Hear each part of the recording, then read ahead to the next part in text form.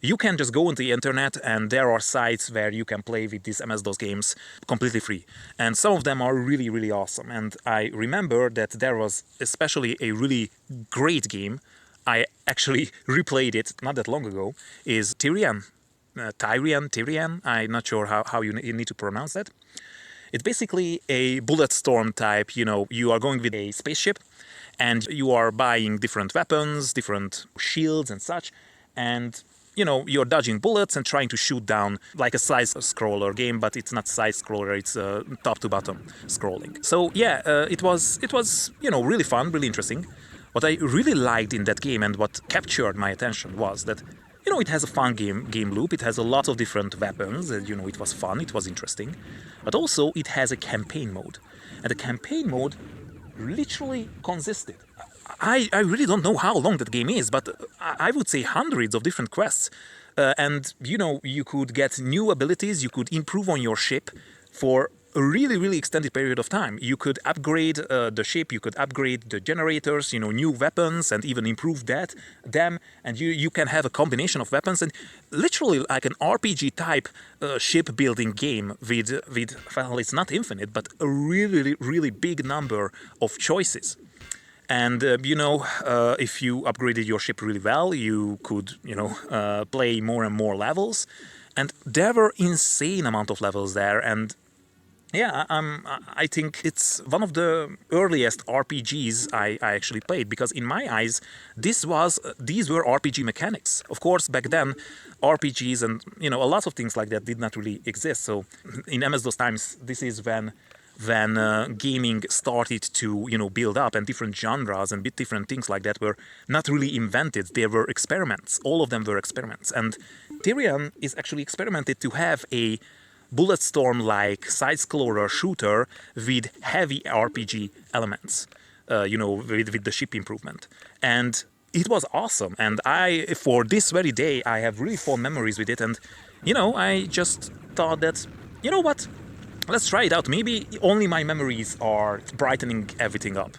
Maybe just in my memories it's a really great game because I was a child and didn't know better. Maybe it's just an average or even a bad game, and nowadays it wouldn't really work. So I went to the websites. As I said, MS-DOS games can be played for completely free on the internet. It's not illegal and nothing like that. You can do that. It's completely fine. And I tried it out. To play with Tyrian, and oh boy, that game is awesome. Okay, I literally cannot say how good that game is even today.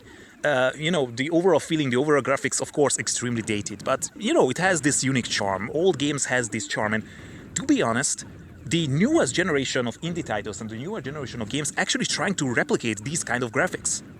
I'm not kidding you. There are lots of games which are going to come out this year, and they are really, really like these 80s type graphics, which back then was really popular. I do believe that right now we live in the age where the retro of the 80s, we are trying to replicate the visuals, the feelings, the songs and such from the 80s. And most likely it's going to go to the 90s within a couple of years. I expect that to happen.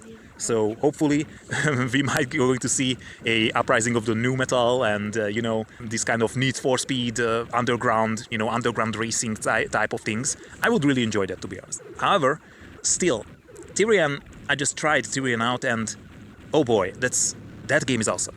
And those RPG elements are just like that as I remembered. They are really awesome, really working well. They are turning this average game experience into so much more. And just this nostalgia as well is there. And as I was a child, I really was not that good at this game. And after a decade of game experience, now this game is not really challenging for me anymore. But that just means that I can ramp up the difficulty and I can go much, much further in the story as I did as a child. And and this is how I realized that, oh man, this game never ends. And not just never ends, there is also an arcade version of the game, so you can have an arcade game function in the game, which means that, you know, you are going to pick up power-ups and weapons and such during the level. This basically ditches these RPG shipbuilding elements and, you know, using as a simple arcane version, because back then that was the Bulletstorm game type. This is how every game worked, and this game was so good because it did not work that way. But if you wanted to game with that mode, you could. So, you know, you could just switch the game mode, and it was working fine. So yeah, I mean, even as old as I am right now, I feel like a boomer sometimes. It's still, these kind of games were really cool. They were really awesome, and they worked really fine. And even today's standards, they are holding ground.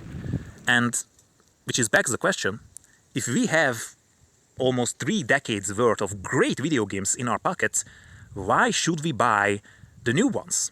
Why should we spend money on new AAA releases, while the new AAA releases getting worse and worse and worse every single year? And the main reason why they get worse is this greedy monetization policies. You know, every single company trying to make the biggest money with the new title. They're trying to, I don't know, double their entire budget every single year. And this is how we got to the level that we have games which literally are developed by, you know, money equal to a yearly budget of a developing country. So you have people, entire countries, who are spending less money in an entire year than you spent on creating this single video game. And that video game is worse than video games which were developed in a garage by a couple of nerds. Because video games created in a garage by a couple of nerds were a passion project. They were actually cared. They actually wanted to create a great game. And, you know, guess what? They did. And that is why it's deeply heartbreaking when it's just lost. Sometimes it feels like it's lost. Of course, it's not lost. It's an over-aggregation.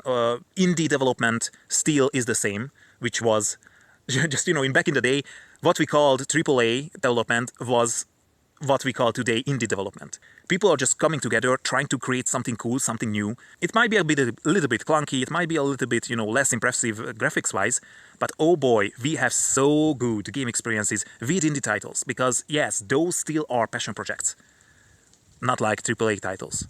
You know, the bigger the title is, usually the worse the experience becomes. And yes, that's the sad reality that, you know, we would like to be the other way around, you know? We bought the initial title, which was a passion project, and saw that this is cool.